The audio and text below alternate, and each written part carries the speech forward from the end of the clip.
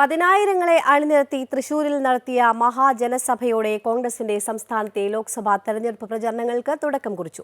ജനാധിപത്യ അവകാശങ്ങൾ സംരക്ഷിക്കാൻ ഒറ്റക്കെട്ടായി നിൽക്കണമെന്ന് സമ്മേളനം ഉദ്ഘാടനം ചെയ്ത AICC അധ്യക്ഷൻ മല്ലികാർജ്ജുൻ ഖാർഗെ പറഞ്ഞു. രാജ്യത്തെ സ്വകാര്യ മേഖലയെ സംരക്ഷിക്കുന്ന പ്രധാനമന്ത്രി പൊതുമേഖലയെ തകർക്കുകയാണെന്നും ഖാർഗെ വിമർശിച്ചു.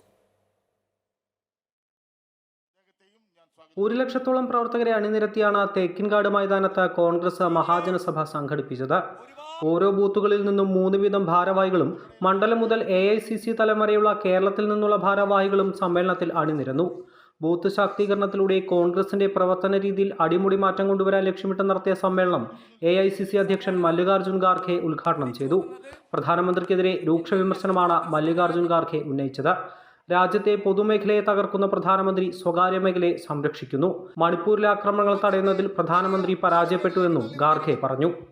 Even after 9 months of ongoing violence in Manipur, the BJP government has remained in utter failure in diffusing the situation and re-establishing an atmosphere of peace and stability in the country. The Modi government has decided to completely dismantle the public sector and provide support to only private sector, and that too a selected few of his friends.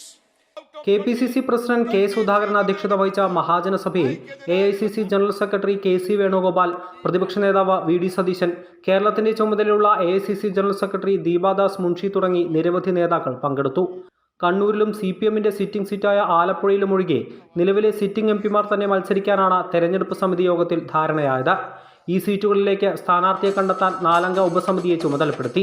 K. Sudhakaran, VD Satheesan, Ramesh Chennithala, MM Hasan എന്നിവരാണ് സമിതി അംഗങ്ങൾ. Amrita news, Thrissur.